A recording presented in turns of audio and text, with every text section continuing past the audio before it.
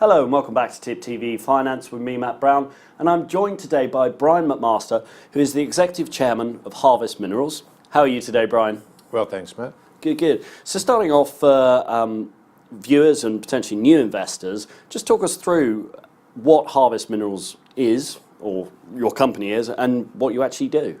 Sure. Harvest Minerals is an AIM-listed company which specialises in fertiliser. We are producing a very special at-surface multi-nutrient fertiliser in Brazil. And do you have to go drilling for this fertiliser? No, all exploration's done, everything's done. We're actually in production. We literally, as we sit here today, the contractors are on site producing the product. So it's there, it's good to go. You're producing, and you mentioned you operate in Brazil. So who are you selling to? Are you exporting, or are you keeping the product in Brazil? Yeah, the Brazilian link really is quite significant. On a global scale, everything about fertiliser shoots back to Brazil. Brazil is one of the largest importers of fertiliser in the world. It's one of the largest agronomic footprints in the world. The government of Brazil has said that fertiliser and farm production is the future for the country. So it really is one of the very few markets in the world that you need to focus on if you're in this line of work. And what are the benefits of producing and selling in Brazil? Well, the benefits for us in particular are our customers literally are within eyesight of where we are. So if you did a 360-degree look around from our site, you'll see our customers. We are surrounded by coffee plantations, carrot and other vegetable crops, soya beans, etc. So from our perspective, we will produce locally and sell locally, literally at the farm gate.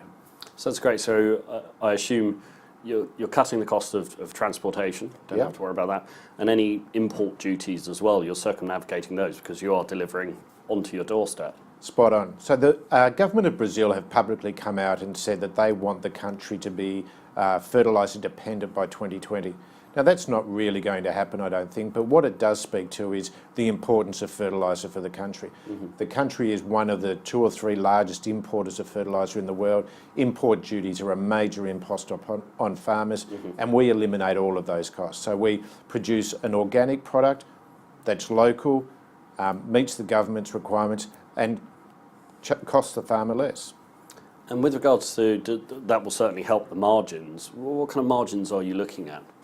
Well, we've publicly announced that we signed an LOI with a major coffee producer at the end of last year, and the price is around about $63 a tonne. It's denominated in Brazilian reais, but when you translate it, it's about $63 a tonne. We know, because we're actually producing right now, our all-in costs run at about $7 a tonne. So that gives us a profit margin of, $55 a tonne plus. And based on our current capex, the amount of money we've already spent, so no further money spent, we could produce up to 400,000 tonnes per annum. Now that readily equates out to about $20 million in free cash a year. And you mentioned capex. If you look to expand the operation and increase capital expenditure, where will those funds come from? Will they come from a share placing or raising, or where will you actually tap into those funds to do that? Well, at the moment we'd be self-generating, because in order to expand this current project, the capex would run in the hundreds of thousands of dollars. It's just, really is not a lot of money. So if we start to generate this sort of cash flow, we'd be able to fund any capex expansion of our own. In addition to this project, we also have 2 more traditional potash assets which sit either side of Brazil's only producing potash mine. The capex around developing those is much more substantial, but so too would be the payoff. So something for the future will be, once we've bedded down the project we're working on, will be to roll on into those new projects. Fantastic. That's positive news for shareholders as well. Oh, absolutely. I mean, the life of mine on this highly profitable thing runs for many, many years. The life of mine on the traditional potash assets, if we brought them into production, would run for decades. So, in terms of being a major producer of fertiliser in a country that's desperately screaming out for fertiliser, we are, the only AIM-listed guys who fit that bill.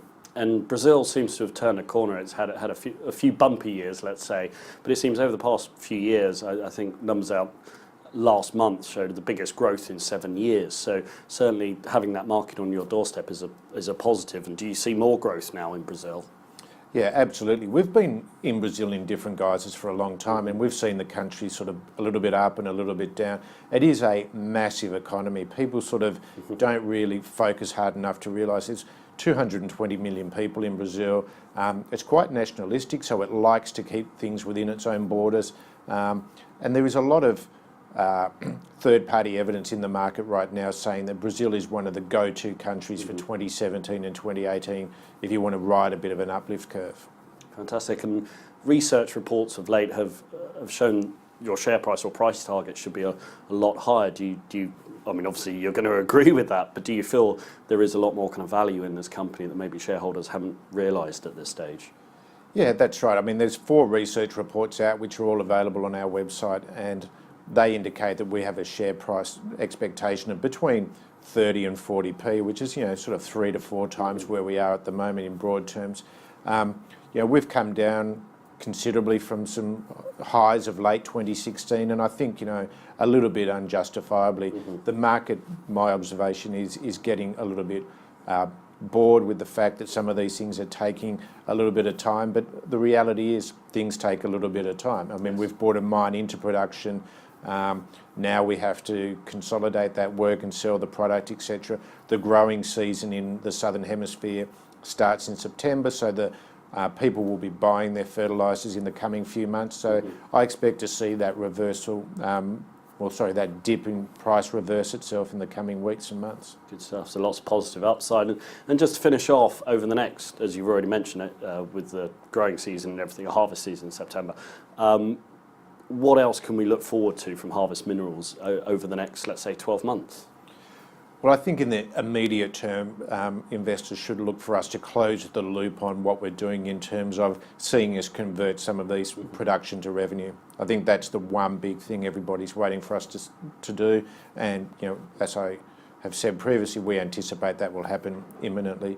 Following from that, there are lots of really interesting things happening around the place. There's some potential acquisitions that we can look at, and the other projects that we already own that may need to spend some time and money developing those, all of which is very, very positive, and all of which, we really think the future is quite bright for Harvest. So potentially lots of upside for you, Brian. Well, we hope so, and we certainly, we wake up every day and put our shoes on with a positive frame of mind, and we're not doing it for naught. We honestly think we're on the path to something quite good here.